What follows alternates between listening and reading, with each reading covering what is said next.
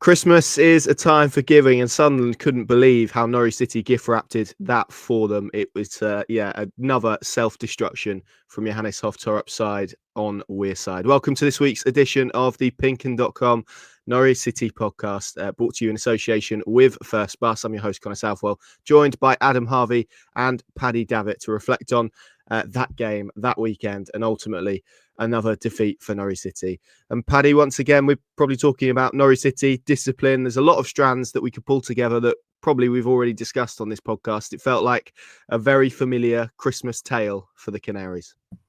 And not a one you want to keep having to watch, really, from a Norwich perspective. Yeah, no, many of the facets, even between this week's game at Sunderland and last week's against, this day last week, we're recording here on a Sunday morning, but Burnley, many different similarities, but sadly the same from a Norwich point of view outcome, really, which is for large parts of two games against two, I think you can say now, as we're nearly halfway through, two promotion hopefuls in Burnley and Sunderland. They're right up there. Norwich, at worst, were on par with them, I thought, in terms of general play and what they did in both boxes. And you could argue they were the better side for certainly 60-odd minutes against Burnley, and then all of that first half on Saturday on Wearside. That was excellent, to the point where I was questioning, surely this isn't a Sunderland team who were fourth in the table and beaten at home. And I think, actually, on reflection, that was just because Norwich were very good, controlled the tempo, played at the pace they wanted across midfield areas. They had a threat up front, and Angus Gunn and his defenders in front of him, they were pretty solid. I don't recall Gunn having to make a save in that first half. But much like Burnley, and this is where the story, unfortunately, is at the moment. As soon as the wave of adversity hits, they just crumble. And mixed in there, of course, is maybe some, frustration at certain officiating of calls. But I think we need to, part that aspect of this discussion and focus in on what Norwich aren't doing and what Johannes isn't doing in his coaching team and those players when they feel that adversity, when the heat comes on. And the amount of goals now they've conceded from sort of diagonal balls to the back post, not winning the first contact, not winning the second contact, whether it's directly from a set piece or first and second phase. And that's how Sunderland got their win. That's how they got back in the game. And that's frustrating, really frustrating, because much like Burnley, so much good stuff gets washed away, really, in terms of the analysis and dissection of it, because the initial feeling is they've lost again. 2 wins in 13, 21 points leaked from winning positions. All the headline figures are regressive and are negative. And that is unfortunate, because it does mask completely a lot of good stuff that's going on. But you cannot lie that they're in the results business. It's about winning games of football. They're not doing that. And consequently, they're looking over their shoulders now. And there's 2 big games coming up at home over this festive period now, where if they don't get the right results, then, it's going to be a very bleak winter and a very sort of chilly start to 25. And that's not quite where we were hoping we were going with this project, on the evidence of many encouraging performances in that first quarter of the season, really. But that's gone. That's in the past. In the here and now, this group aren't good enough. So, and we'll get into it in due course about, the patience factor, and that it is a process and that it's mid to longer term in a lot of the thinking. But I don't think that should excuse an inability to defend balls into your box, making poor decisions individually, not offering enough at the top end of the pitch. The areas of sort of officiating that you can control, which is making silly, rash decisions to give referees decisions to make, ill discipline, emotional, all of those elements, I'm afraid, to me, it's not going to wash. To talk in a mid to longer term lens about that in the here and now is things that they can be addressing, should be addressing, and if they did, I think you'd find as a result, then they wouldn't be quite on the downward spiral it feels they are purely in terms of results. But as I say, and we'll get into it, that's not to overlook that, again, lots of positives in the performance and the structure and what they were trying to do. But unfortunately, at the moment, that doesn't really count for a huge amount, because the bottom line is teams are finding them too easy to score against. And if that's the case in this league particularly, you're not going to start to get that consistency in results to maybe match that consistency in performance in periods of games. What they need to obviously try and do now is stretch out 45 minutes, 60 minutes to a full 90. And we have seen that occasionally. But right here, right now, they're struggling. They're clearly struggling. And there's a lot of issues for Johannes and his coaching staff to unpick between now and Millwall, I think.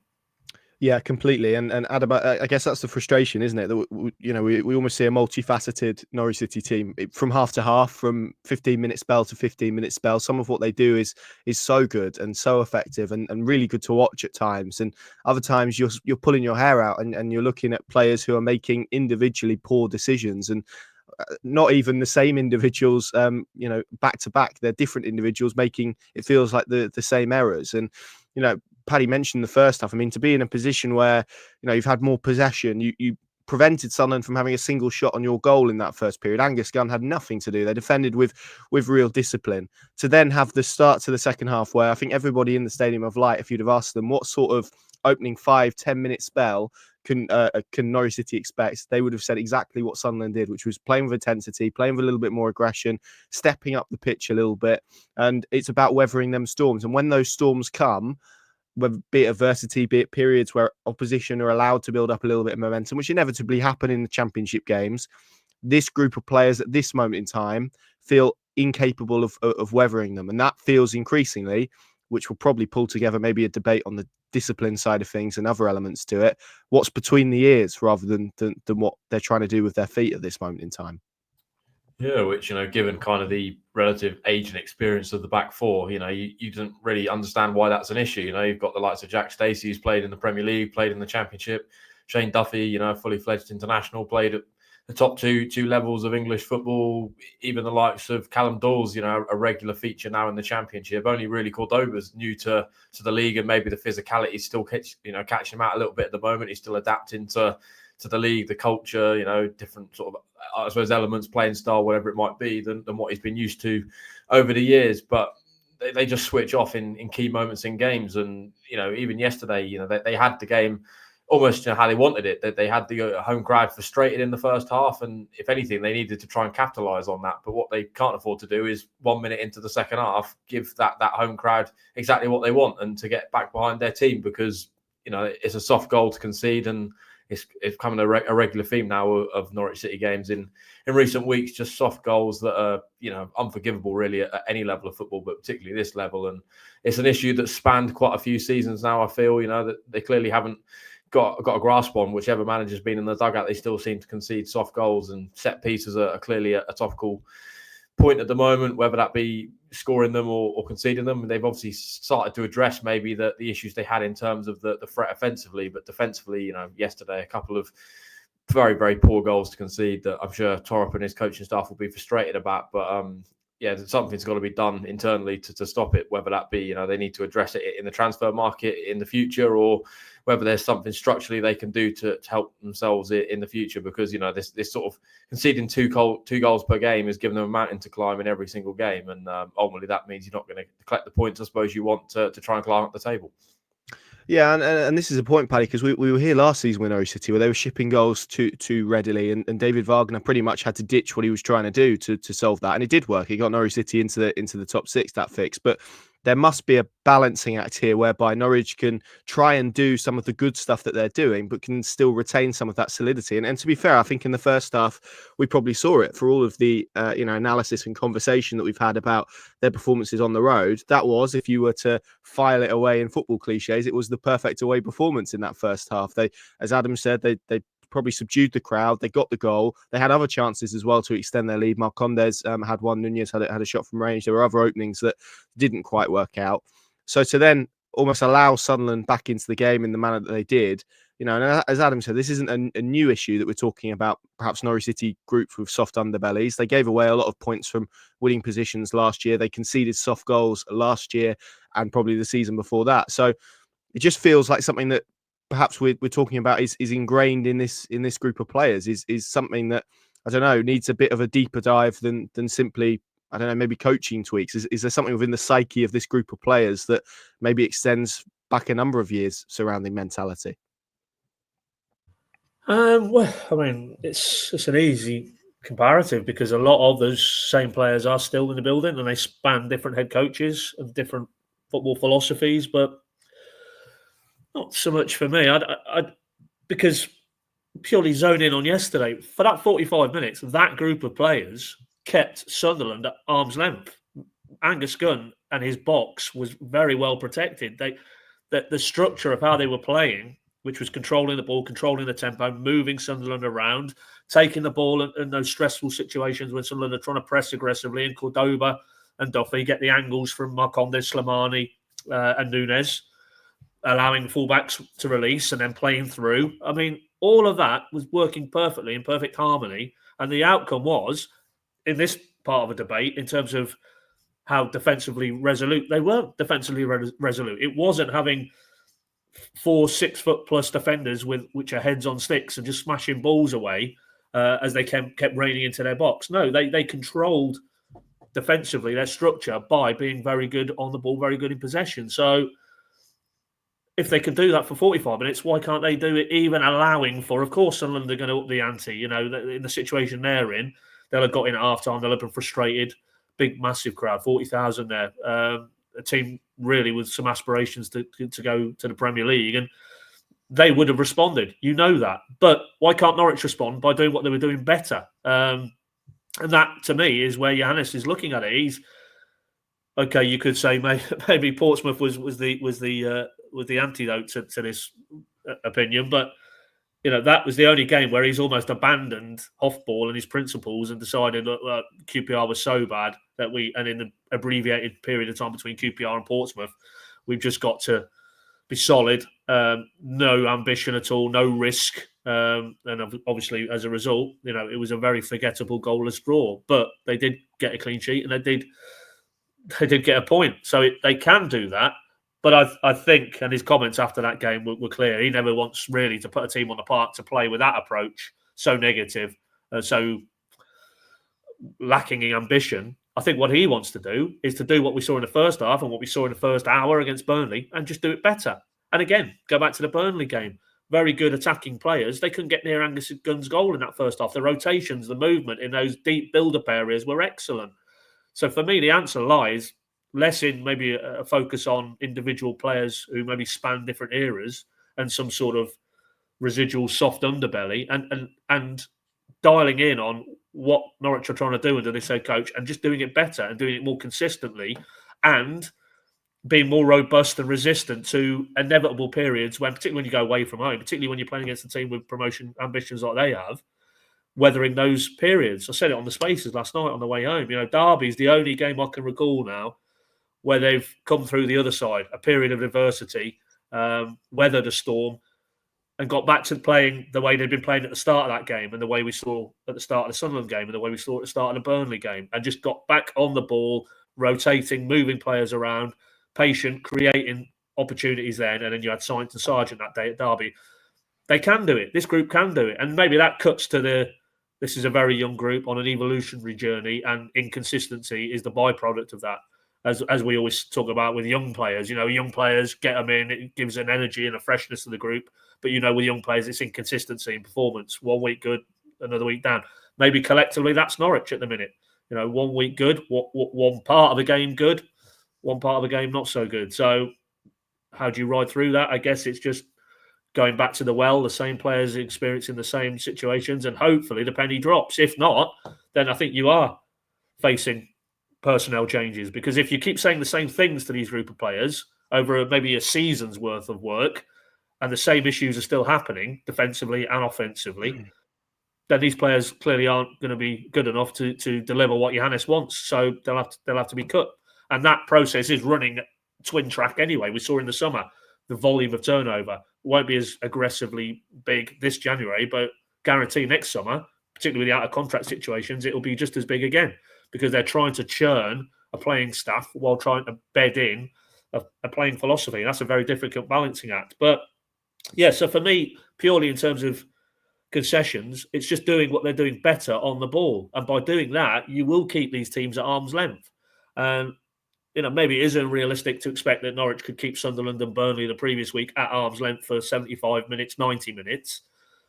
But if they don't, in those periods, we just need to see more of the robustness they saw at Derby. But then if they can, try and slip a gear again and get back to those passing rhythms, because I think what is beyond doubt, and it was shown again yesterday, is that when they lose that, when that starts to fray and they just get camped in their own box and the ball start firing into their box, they're not good enough to deal with that type of challenge. We saw it at QPR, we saw it yesterday, and we've seen it at various points this season. That, when it becomes that type of game, the game's up for Norwich. Yeah, and there are times as well, like I say, and it's kind of been lost, I think, actually, in the analysis of both of these games, because the results are as they are and the form is as it is, and like you say, ultimately that is what football clubs get judged on at any point. But you've got to look at it, and I think that if you want to look at it from a positive perspective, well, for 45 minutes at least against Burnley, Norwich outplayed them. And for 45 minutes against Sunderland, Norwich outplayed them, two of the best teams in the division. Now, of course, we have to, and we are, as you can see from this discussion, talking about what happened next. But I think that's not a feat that should be overlooked, sort of 22 games into where they are and what they're trying to do at the moment with a squad that, as we've discussed, has holes and maybe some problems to deal with. I think it's quite impressive that they're at that position. It's now just about how they can go about extending that. And it's interesting, Adam, because you speak to people in and around the group, and you speak to people in the group, and there's this sense that maybe there's an emotional, or it's a group that's a little bit too emotional.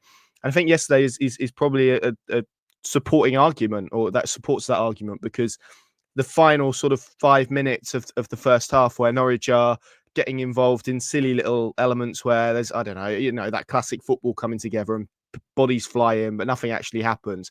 Got involved in a lot of that. And after subduing the crowd and working so hard to get themselves ahead, they brought them back into the game. There's the moment, obviously, at I think it was at 1-1, where they take a short free kick on the halfway line, and Isidore ends up through on goal, because they lack quality in what they're doing. They lack almost concentration, and it's just that inability, it feels, to manage games at the moment. That lack of sort of nous and streetwise edge, and that probably feeds into where we end up with discipline, and talking about discipline. And obviously Jose Cordoba is going to miss Boxing Day. Kenny McLean missing Boxing Day. Angus Gunn, we suspect, is going to miss Boxing Day. 3 suspensions, essentially, irrespective of maybe what you think of those suspensions. I'm sure we'll talk about them later on.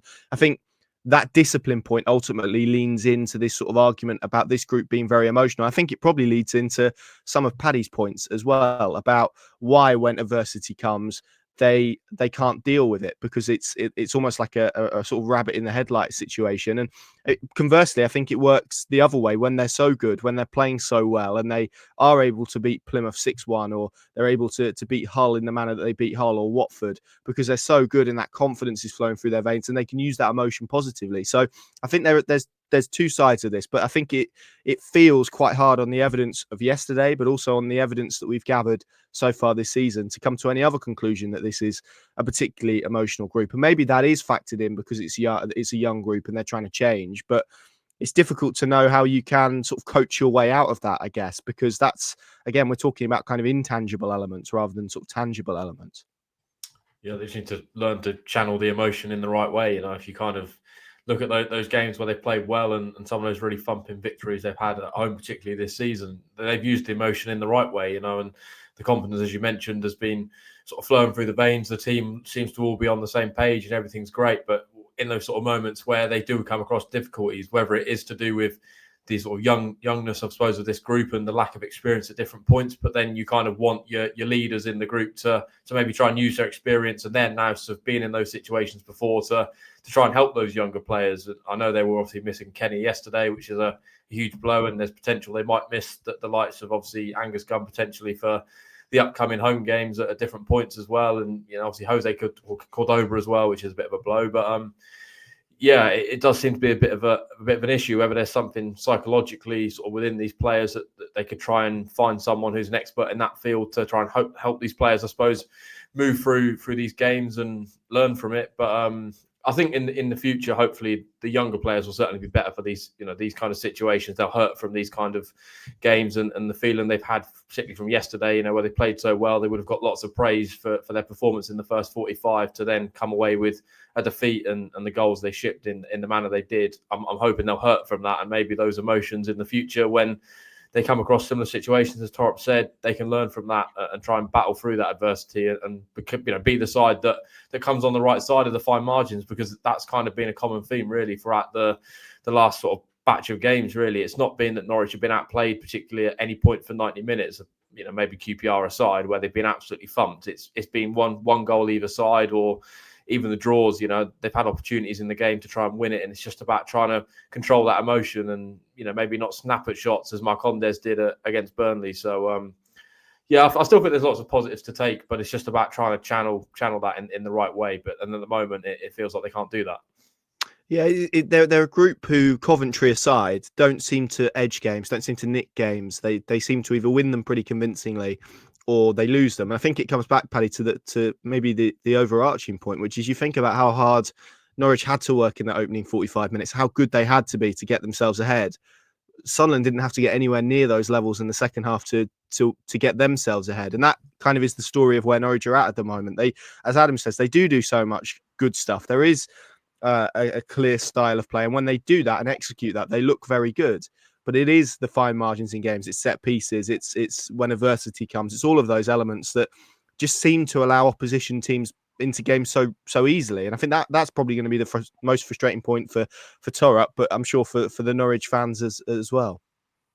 Well, that specific point is what he referenced himself after the Burnley game, that Burnley didn't have to work very hard to score those 2 goals. Effectively, if you recall, the first one's that thumping free kick, but it's after Nunes and Cernak have turned their back and they've just switched off and have allowed the player to progress. That isn't wonderfully flowing football that slides through Norwich and you say hands up, too good. That's allowing a free shot from a Premier League grade player, Zian Fleming. So, and even the second goal, that day, the Science running down a blind alley has opportunities to shovel that ball away, and then Norwich are away. Gets turned over. We're seeing too much of that. I saw it again on Saturday from him.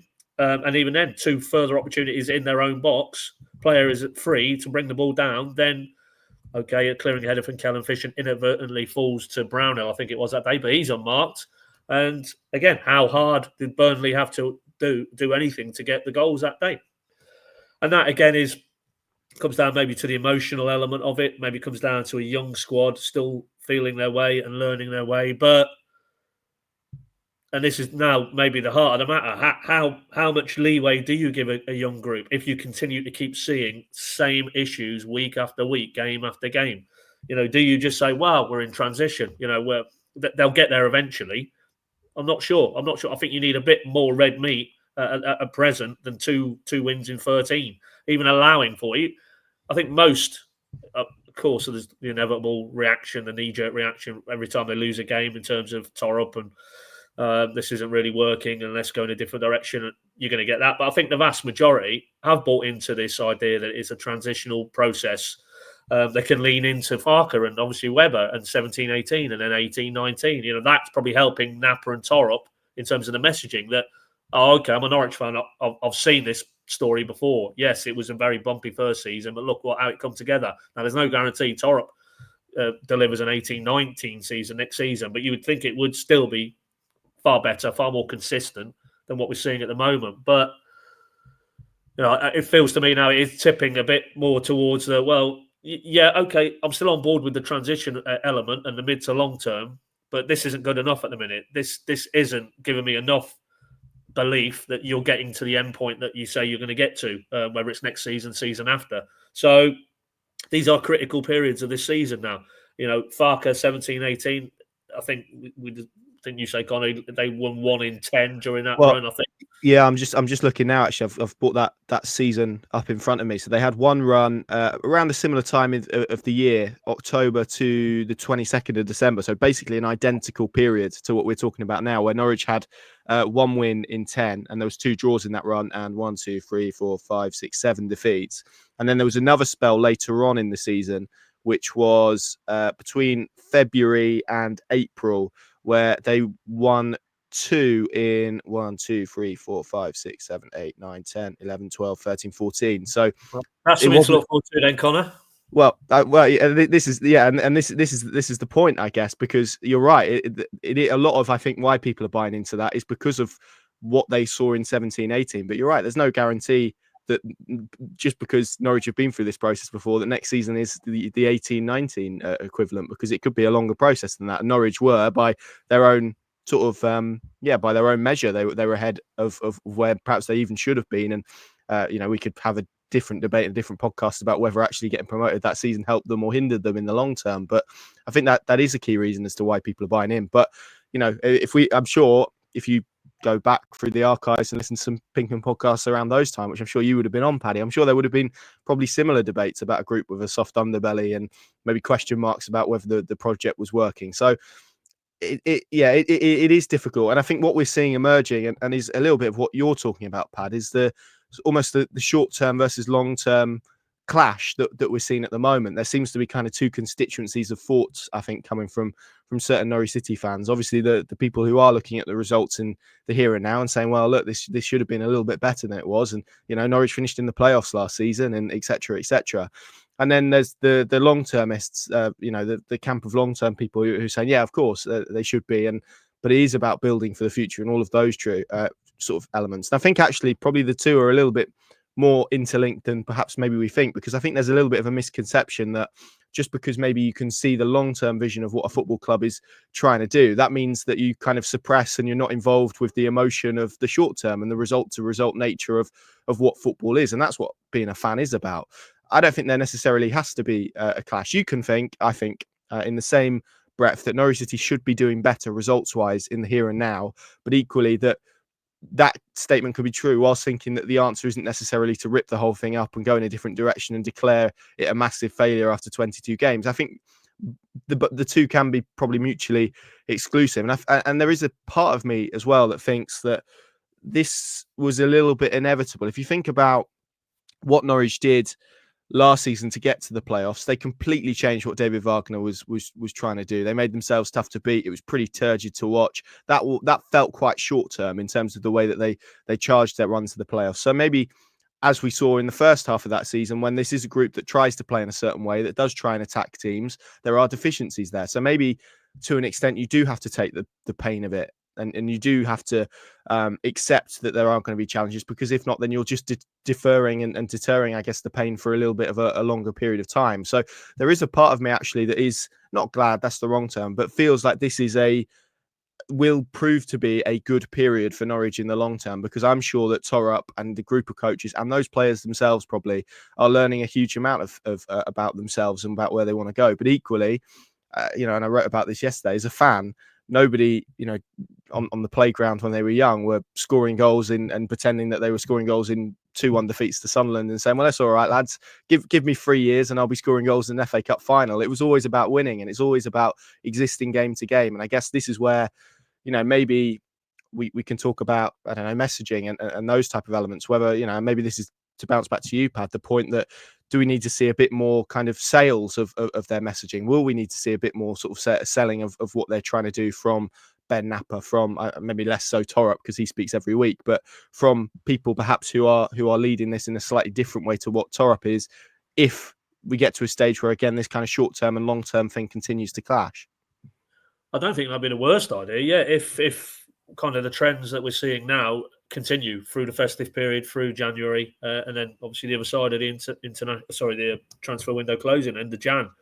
I think that could be quite a useful opportunity maybe for the sporting director, just to reaffirm, understand the concerns and frustrations. And to be fair, I mean, he's only recently been at the AGM and he talks around those topics, so it's not that he hasn't done any public messaging. It's just probably now off the back of this cycle and the potential, if we go back to that parallel with the first Farker season, that we might have a few more bumps in the road between now and May.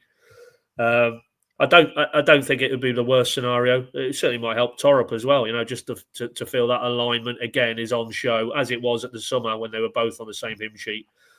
Clearly, he was his hand-picked anointee to drive them in, to quote Napper, a new direction. So, I don't think that there's clearly going to be no change to the strategy. So I don't think there'll be anything revelatory that you would hear from the sporting director. But it would be good. And also, as well, I spoke to one or two after the game yesterday, and if this continues, this might impact on January. They might feel that's a visible sign as well. Well, hang on, we see this, we see what's happening as much as you do, Norwich fans, and maybe they slightly calibrate what they're trying to do in January, and it might not be as mid to longer term. Clearly, that's the main driver, but so that might be one to keep an eye on as well. Do they have to feel they have to do a little bit more business just to send those positive signals? But yeah, we'll see. We'll see. I mean, it might, as I say, it might bend upwards. They might have a very good festive week at Carrow Road, and then continue that on, and they won't maybe feel there's the need for that. But what they have been good in the summer since Thorup's walked through the door is communication. I feel they have messaged very well, whether it's Napa at various touch points, whether it's Thorup on a weekly basis.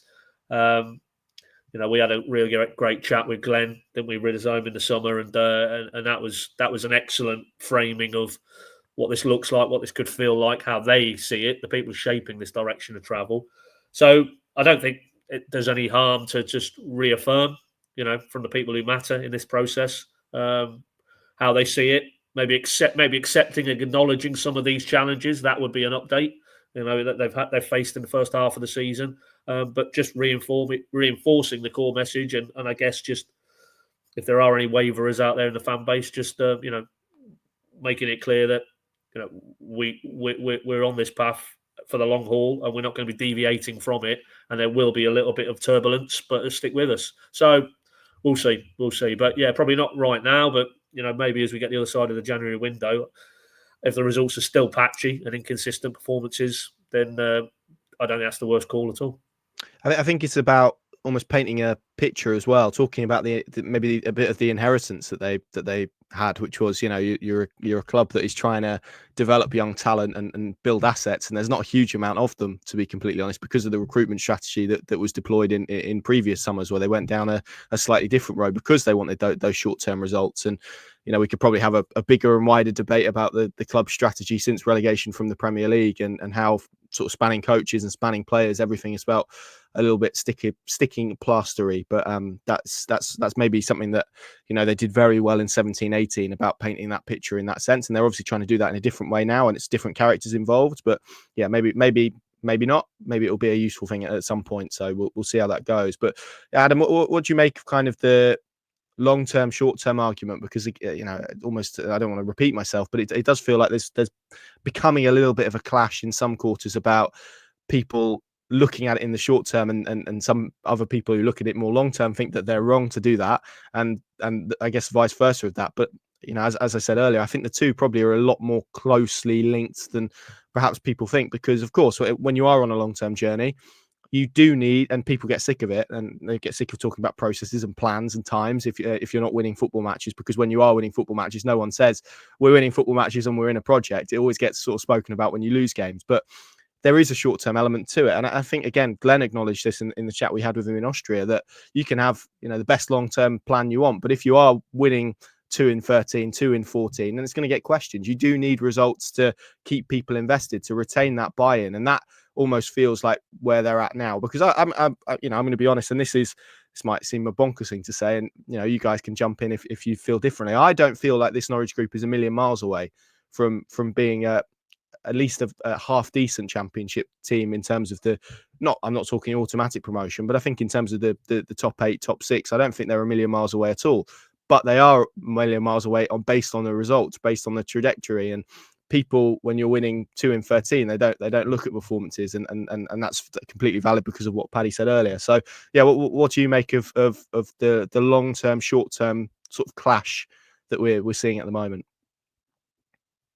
Yeah, I think if you're a paying travelling supporter up at Sunderland yesterday, you're probably not coming away from that game going, "Oh, this was a good game for the long term," because you've ultimately forked out a reasonable sum of money. You've been on the road for probably 12-hour round trip, and you just want to see your team go there and get a win and put a good performance on. And they obviously got the first half, but then the second half, you're leaving that ground frustrated. And I think that's probably, for me, where maybe if you're away from the game yesterday and you're doing something else and you see the result and you maybe look at it and go, okay, well, Sunderland are 4th in the league. This is a Norwich group on a journey, and maybe you haven't completely, tuned into the game in full. Maybe it's easier to look at that long-term view. And I think that maybe is where the difference comes, particularly with the home games. You sort of see the emotions after the game, and when they win, and they win, really well. I think, you've got 26,000 supporters there that are seeing the progress and seeing the signs.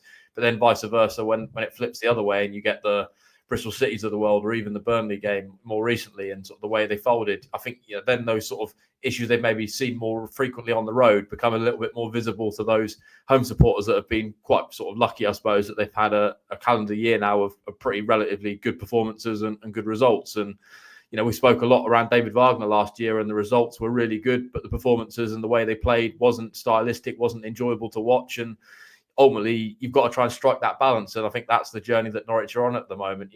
You want to try and see those results, but you also don't want to go back to the Portsmouth sort of performance where, they got a point that day, but, it wasn't a pretty watch. No one came away from Fratton Park going, I really enjoyed that and got really good value for money, because they weren't entertained with the way Norwich played or even the game and the way it flowed. So, yeah, it's difficult. And I think, there's obviously all the kind of drawings and sort of links back to that Daniel Farke team, but they're also very different. This is a Norwich group which is a lot younger now than that Daniel Farke group. That was more sort of around bringing in players from Germany, and they were a little bit more experienced, and he sort of used his background, I suppose, in German football and some of these sort of players he knew, I suppose, the likes of Zimmerman, Vrancic, etc., and he obviously knew their talents, and he managed to bring them in and eventually get a tune out of them. But they had to adapt to the league and all the cultural issues that you could maybe see in a little bit with some of these younger players. But the likes of Sienats have got that, but they've also got, the fact they don't have that kind of core of players that they know previously. They're also obviously young players as well that are still making their strides into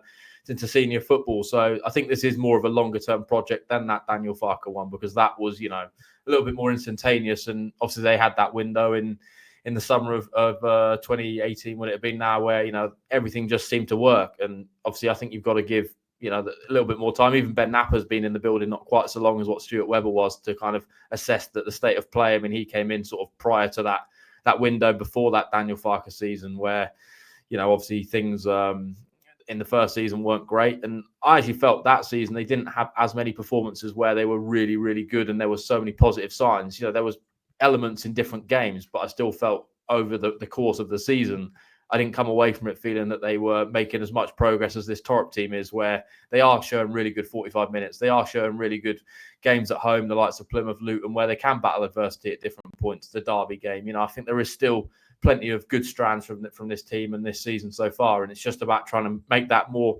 consistent and obviously still plugging those holes that we've mentioned quite frequently that are starting to become a little bit more visible, I suppose, in recent weeks. Yeah, and just for sort of comparative purposes, because I don't want to keep harking back to 2017, but I think there are interesting elements to it, because that is the season that I think people are talking about in relation to this one. So if you look at how Norwich compare, they played a game more at this stage in 2017-18. So they played 23. They sat 16th in the table. They had 7 wins, 6 draws, 10 defeats, which was basically more than anybody who was 19th or below. They'd scored 22, conceded 30, had a -8 goal difference, and had 27 points. You compare that to where Norwich are today under Johannes Hoff Thorup, 13th, 22 played, 6 wins, 8 draws, 8 defeats, but scored 37, conceded 34, plus a 3 goal difference and 26 points. So they're very similar. And Paddy, I think when you think about the pre-season pod that we did, the season preview pod, I think I went 13th. I can't remember what you went off the top of my head, but I think we were pretty similar in terms of thinking it would be kind of a mid-table thing. I think I might have even said that I probably anticipated until Christmas that it could be quite bumping, could be quite difficult. So I'm going to be honest, this is kind of how I expected things to play out. I know that's not the case for everybody who maybe had loftier ambitions or maybe a bit more hope. But yeah, I mean, for you, do you kind of feel this is how you expected the season to go when Norwich did decide to embark on a different direction? Yes, I mean, I said 12. And if you flip it, and what we're getting now is what they'd served up off the back of Oxford opening day, which was a very bad day to start this new era. Clearly, there was other issues in play there, certain John Rowe and Marseille. But if we'd had that, and then now we were in the midst of the Watford, the whole Leeds and Sheffield United kind of displays and results derby, then the mood is different, totally transformative. Yet we'd reached this point with those metrics the same, so it in terms of points on the table, it's just everything is clearly filtered through where you are now in terms of dissecting Norwich's season. And right now, 2 wins in 13, it's tips too much towards the negative in terms of perception, in terms of feeling, in terms of that mood. That optimism engendered by those games I referenced isn't there at the minute, or it's in very short supply. And it'll only come back when they start to put some results on the board. That's the top and bottom of it. So that is the first thing I say. Second thing, I mean, as I say, I thought it was going to be transitional. I thought it was going to be mid-table, which effectively is where they're at now. Some good, some bad, some good moments, some parts of the season, some not so. And so really, am I surprised? No. But it's just there's a tinge of, well, we've seen, like Adam made the point, when it comes together, and it has done, you think, this could be very good. This could be take-off job here, if they could build on it and build in that consistency. Now, there's areas, as we got into with Johannes yesterday, that they can control, and they're not able seemingly to do that in terms of their own gameplay and the individual errors. There's other elements, he's had a lot of kinks in the road, really, whether it was the whole transfer sagas of the summer that fell in his lap. Now it's that disciplinary undercurrent. The McLean losing him for 8 games is frankly ridiculous. 8 league games before the turn of the year. The Angus Gunn, the current ongoing situation with him, and so on and so forth. So there's elements that, and whether you buy that or not, I think they have knocked them off course, and that was the point he made yesterday. Those elements which they can't control, they've got no real ability to manage because it's outside forces that is hindering their capacity maybe to weather these periods in games against the top sides and come through the other side. And so, but then, for Norwich, read every other club in the Championship, they won't have it all their own way. Whether you're the top or the bottom, you're dealing with adversity, whether it's in terms of squad, in terms of other issues around the squad, performance, results. So in that, Norwich and Johannes having to deal with what every other, rival in the Championship are. So, but 12th, that feels around 12th, 13th feels for me kind of where I thought they would benchmark. But you just hope that, and if that continues to be the case and we finish up this season and they're still hovering around that area of the table, that this second part of the season, as I've just mapped out, that they can stack the better moments and the better performances more towards maybe the back end of the season, because I think that would then bounce you into the summer with a more optimism than, I don't know, that run that the Farker 17-18 team had. What was it, 2 wins in 16 games at the end of the season? They finished 16th. They finished below Ipswich. All of that did bleed into that summer window. I know now we're looking back with rose-tinted hindsight, but let's just get it straight. When they went to Ipswich early in September in the following season, they lose that game. He's out of a job. And then the project and everything that came after it. So he was on thin ice, you could say, at the start of that campaign. Until it gloriously came together post Ipswich, and they beat Middlesbrough 1-0. Pookie scored first time he'd been played down the middle, and then the rest is history.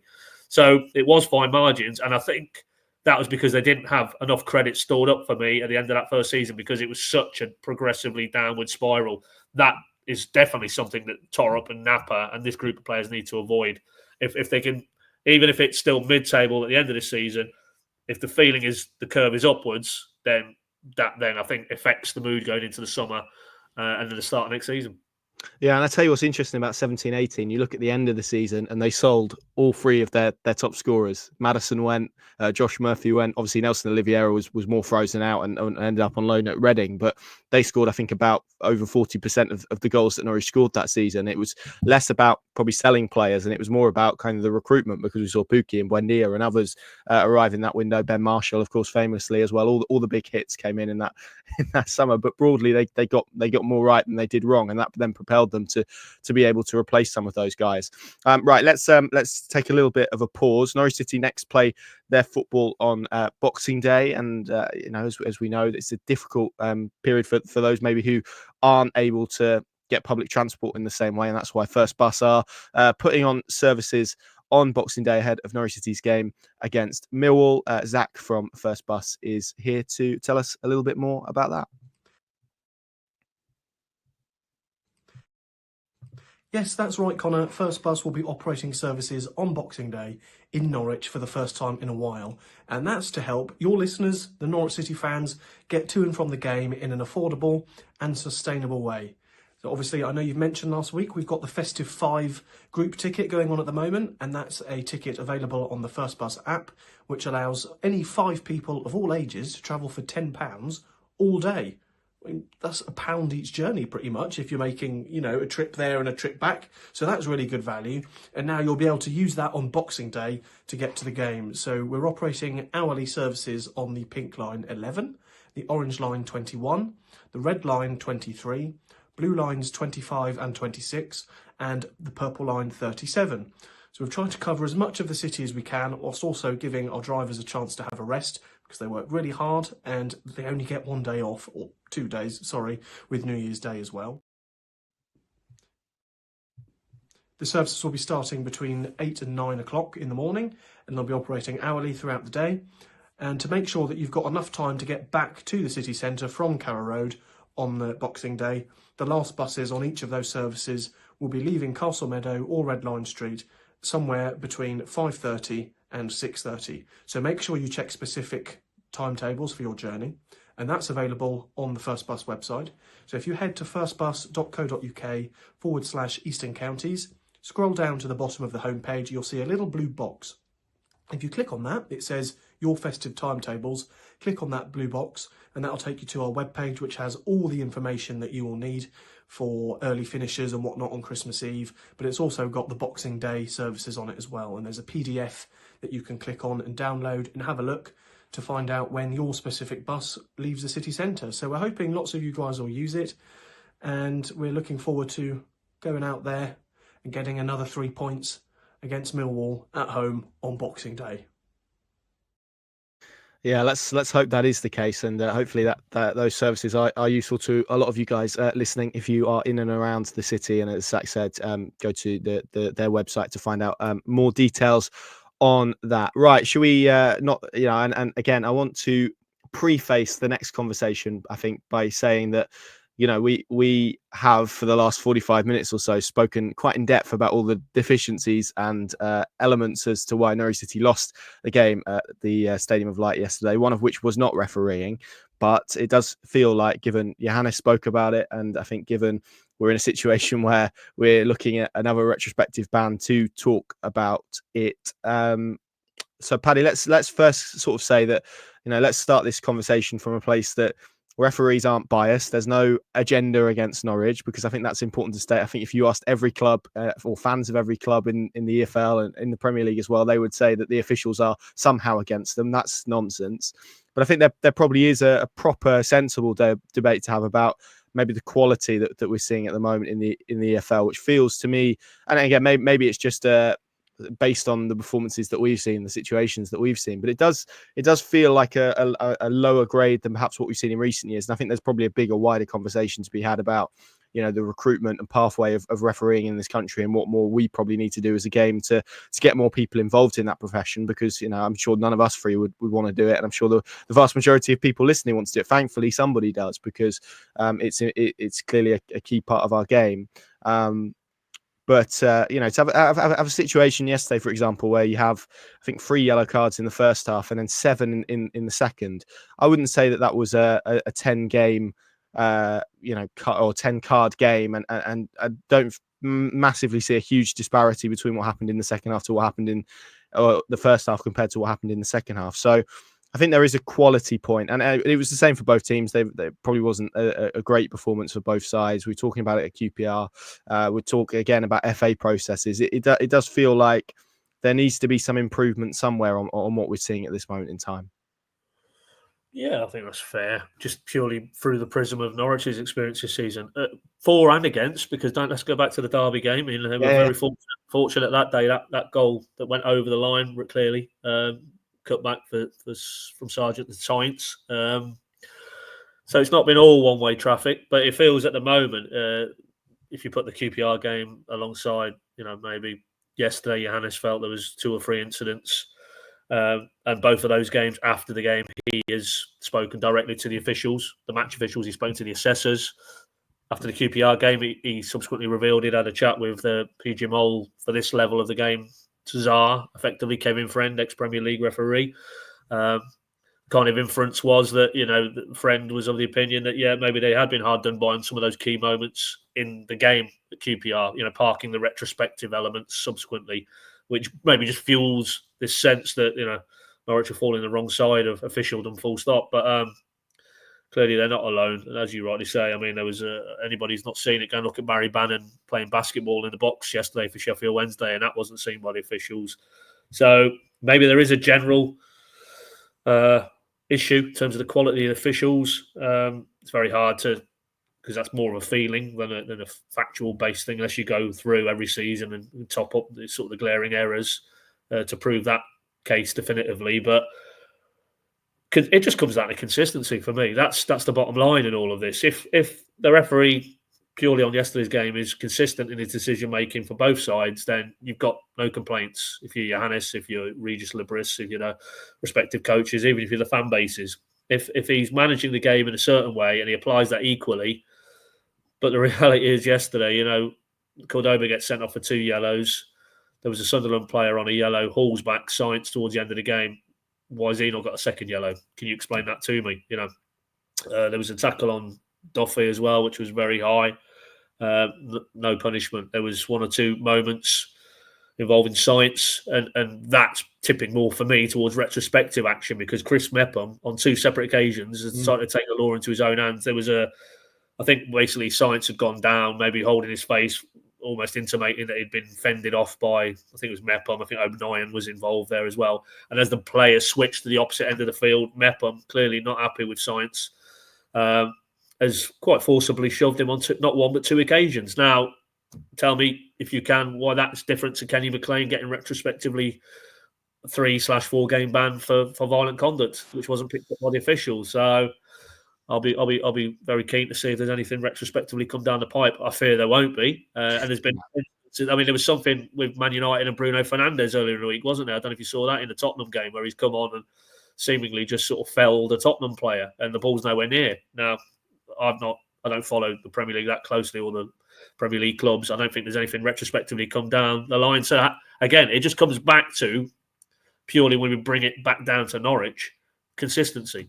If Norwich are suffering in the same way as other clubs, then you just say, okay, well, maybe and to be fair to Johannes, particularly with the Cordoba second yellow, he had no issues with that at all. He's spoken to Jose after the game. He said, you need to be cleverer. You need to manage that situation better. You're on a yellow card. You don't need to dive in, certainly in that area of the pitch where there wasn't really any threat level.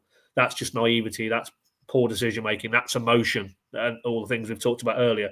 So, yes, nobody's excusing those elements, but I think just purely in terms of applying the laws and how you manage the game, how you manage those players, there does feel to be an inconsistency. And on that point, I don't know why that referee decided when he appeared for the second half that the game had suddenly caught fire to the point he needed to flash. It was 7 yellow cards between halftime or the game restarting and Cordoba's second yellow.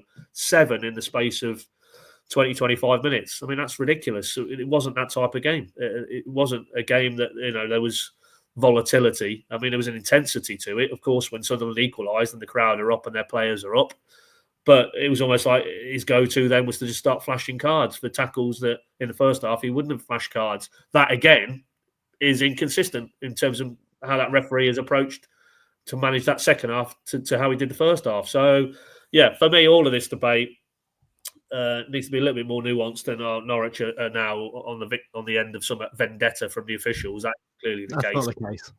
And there's elements that they can control themselves, i.e. Cordoba in that instance. But I think there is ample grounds as well that Thorup makes some very salient points in terms of that consistency of the application of the laws, and in terms of getting into the retrospective. Angus Gunn plays 2 or 3 games after an incident, which he might now get a 1-game ban and miss Boxing Day. How does that stack up on any level? So, yes, Norwich need to manage situations involving the officials better, but equally, I do think the officiating this season in terms of Norwich games leaves a lot to be desired, and we'll see how that pans out between now. And it might be, like you said, Connor, at the start, a broader issue about talent pathways and getting more younger people wanting to take up the whistle. It's a very, very challenging environment to go into. The lack of respect, particularly, you go and watch your youth team games, and on the sidelines, they get, these teenage referees are getting abused and stick. And that's, so far removed from wanting to bring through people who want to actually take up the game and take it through to the highest level. And maybe that's the knock-on impact that now, maybe the quality threshold of refereeing in this country is not where it has been in recent years. Yeah, I remember playing in a game, and there was quite a young lad refereeing. I was only about 13, 14 at the time, but I remember him getting chased into a car park by coaches and that type of thing for decisions he made. It's just that sort of stems back to the main issue I think that I'm talking about in terms of we need to solve that. We need to get more people into the profession, however you do it. I actually felt maybe the one performance that was half decent in terms of official this season was the lad against Bristol City. I can't remember his name, so apologies for that. But that was, I think, his first game at Championship level, and I sort of looked into him subsequently, and he was actually a sort of former player, I think, in an academy that became a referee, and it's quite an interesting pathway. So I thought he had a good game. Beyond that, I'm sort of struggling to pick any out. I'm sure there maybe have been some because you kind of, what's the old saying? If you don't notice a referee, they've had a good game. So maybe we only notice these things more when it's a negative. So I'm sure that is the case. But that probably brings into maybe debate what Paddy sort of finished his point with, Adam, which is the other side of that, which is the FA process. And we're yet to hear on Angus Gunn, presumably because it was Christmas party weekend and people couldn't sit, which again you can debate the realms of, but they couldn't get those people around a table before the weekend, which seems bizarre that you can have a game that took place with not short really of a month ago now, certainly three weeks ago. There's been 3 games subsequently, all of which Angus Gunn has played in, and you can get to a situation where he's going to be banned for a game, 3 games and about 15, 16, 17 days after the actual game took place for what we understand is kicking a subs board, which was still operational in the second half. So that is the flip side of this. That process, I think, Norwich City and what we've seen over the last few weeks has proven to feel a little bit out of date. The fact you can have a situation where one player gets banned within 48 hours and then another player gets banned 3 weeks later, that does not feel right in a league as competitive and intense and with the quality at points that the Championship has. And this is where I think Johannes is right, when teams are preparing and whatnot, and you don't know for sure going into Saturday's game that Angus Gunn is definitely available. That's not a position that clubs should be in. They should be absolute clarity on the process. And I think we should have a situation whereby if a player is being investigated for the type of situation that Angus Gunn is being investigated for, why can't we have an announcement to say, right, there's an investigation going on. This is what the investigation is looking into. The FA will return its verdict by whatever date. And then, then we can have the subsequent, Angus Gunn has been charged for this. The club has 2 days or whatever to respond to that. All of it feels a little bit archaic and a little bit secretive. And I think that's probably the issue that people have with it. The fact that you can know absolutely nothing, then bang, suddenly someone's charged and is missing 3 games, 4 games in the case of Kenny McLean. That's I think what irks people and what irks football clubs. Yeah, the lack of communication. I mean, even the Angus Gunn one, I've seen sort of various sort of conspiracy theories about what he's been done for without anyone actually knowing really the full context of what he's done. And even at this point, it was only yesterday afternoon that I think a lot of the fan base would have, seen Thorup's post-match with Paddy, that they would have maybe understood, what's being investigated. And, this is something that was announced earlier on in the week. And, then they've still not managed to come to a conclusion. And as you mentioned, 3 games on and he's played all of them. To then miss a game 4 games down the line just doesn't stack up to me when you've got Kenny McLean, just over 24 hours after an incident, which, again, you can debate whether that really is something that should be investigated or not, and certainly not the length of ban that was given to him. It can come out, and then be given to the club 3-4 hours before the kick off a game. I mean, it's just ridiculous, and it just doesn't help any coaching staff trying to prepare their squad for certain games and certain types of games. Even Thorup said it again yesterday, the fact they're having to basically field almost 2 11s in the fear that they might have somebody else come out with a random ban from the FA. It's just not a healthy way to move forward. And whether this is something that's commonly coming across English football, I mean, I've not seen too many other incidents that certainly of sort of the Angus Gunn nature where they just kicked a substitutes board. I can understand it more when it's Osmajic biting the Blackburn lad, or the fact I even saw yesterday even Cunha as potentially might play for Wolves this afternoon against Leicester. And anybody that watched that incident last weekend against Ipswich Town, of course, where he's quite visibly elbowed the lad in the head and stole his glasses. And the fact that very serious offence, as I know that. Yeah. But I mean, the fact that clearly the FA have had a few days off, because you think, they must be investigating that, because that's, a relatively more serious incident, more than the Angus Gunn one, where he just took a little swipe at a substitutes board. Yeah. I just think the game's gone. It's all woke nonsense, as the Gen Z people of today say. I can't get a grip on it, really. Have you ever seen I can't think of another situation where a player's been banned for kicking a piece of equipment that still worked. I mean, why can't they just fine him and get him to pay for a new one? I don't really understand why he needs a game ban for that, really. Well, I mean, off the back of the McLean one, I didn't understand why that was a violent conduct, as in the threshold had been met by that video footage for that to be deemed violent conduct, i.e., a deliberate act of trying to elbow a player. So I don't know who was in the stands assessor-wise at QPR, but it obviously got out of bed the wrong way, I think. Yeah, absolutely. Let's leave that conversation there. And this is, of course, our final podcast before Christmas, which is 3 days away as we sit here today. So, boys, excited? How are we feeling about the big day in a few days' time? Can't wait, Connor. Yeah, can't wait. Yeah. But you're looking forward to that Christmas Eve press conference, aren't you? Pre Millwall, you're really effusive about that. Look, I think as Chris Gorham put it yesterday, if you want to work in football, you have to accept that the Christmas period is pretty much non-existent. So I'm okay with that. I think what I will bring, because I know it's a controversial topic. I think I spoke about it last year on the podcast, but we are going down a very different route, and what I would describe as the German route, by having Christmas dinner on Christmas Eve, which I have to say I'm completely against. It's one that is being initiated by my mother. I will explain her reasoning. Her reasoning is that she doesn't want to spend all day Christmas or miss half of Christmas Day essentially in the kitchen cooking. Which I can understand, but I think it ruins Christmas. Is my view. So there you go. I'd like to know your thoughts, perspectives on Christmas dinner on Christmas Eve. Wrong on every level, but there you go. But Mr. Southwell's logic is very sound. I will say that to her, and I would say maybe her siblings could maybe help her out a little bit more and take some of the load off her. But I don't want to open a can of worms. Yeah, well, I think I've got 3 sisters. There's no reason why they couldn't be in there helping out. I've obviously got the press conference on Christmas Eve, so it's going to be difficult for me to get in there and assist with sort of all the parsnips and whatnot. And I'm not sure she'd want me in the kitchen anyway, really. But I mean, Adam, you've got I don't know if he's still there because he looks frozen on my screen. So hopefully Adam's still there. But you've got a very busy Christmas ahead. Yeah, hopefully you can hear me. Yeah, my wife. We've got you. It's first Christmas in our first home, which obviously is always a big one. But the fact that we've got 8 people coming over on top of me and Sophie already means that there's going to be 10 of us.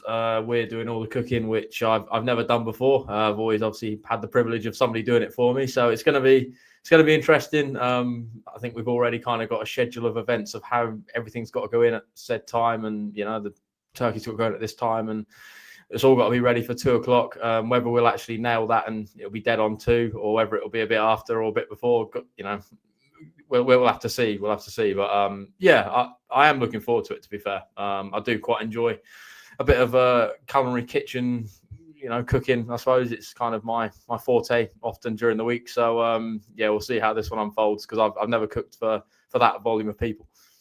Just finally, because if not, we risk going on for ages. What's top of the Christmas list? What have you asked Santa Claus for, Paddy, this year? A lion. A lion or a lion? No, a lion. A lion. Right, I've got you. When you've got 2 children and a 4, that's a thing of the past. But not that I'm going to get one. But if anything, it will go the other way, and we'll be up about 4 a.m. But some R&R, maybe some R&R. Yeah, along with the usual sort of socks, underwear vibe, no doubt. That's probably where my bar will be pitched. As you well know, Connor, when there's children in the mix, it's all about the children. So as long as they have a good Christmas, I'll have a good Christmas. Good stuff. Adam, what's top of your list? What are you hoping for? Yeah, mine's very much down the clothing route. I think a new pair of trainers. My sort of good trusty Nikes are starting to see a bit of wear, so I'm hoping to replace those ready for Boxing Day. And then maybe some more sort of jumpers that keep me warm for those festive games, I suppose, at Carrow. Yeah, I like this time of year because it basically allows you to stock up on all those things you're a little bit short of. You begin to notice at this time of year as well that you've used all your smellies from the last Christmas, and you need a top up. So I'm always quite grateful when Christmas comes around. So I'll be grateful for any of that stuff. Well, gents, thank you very much for joining me. Thank you all very much for watching. Of course, thank you for listening as well throughout. We can do one after QPR. We haven't discussed this, so this is a new one. That's the 29th. So Paddy's, there was a slight head shake there. So no, let people enjoy their Boxing Day revelry into the early hours. Yeah, but we've obviously got Boxing Day, but then we've got the 29th. So are we going to do one after the 29th? 29th is who they got their home game. Yeah, we could do one Saturday night. Yeah, that's a Saturday, isn't it? Yeah. All right. Yeah. There you go. We'll be back for that one. We'll be back for that one. End of year one, yeah. We won't quite wish you a happy new year, but wishing you and your family a very Merry Christmas. And thank you for all of your support this year. We will be back, as Paddy says, after that QPR game. And hopefully we're talking about 6 points from 2 home games and probably a bit more festive cheer in the supporters of Norwich City. Have a good one. See you soon.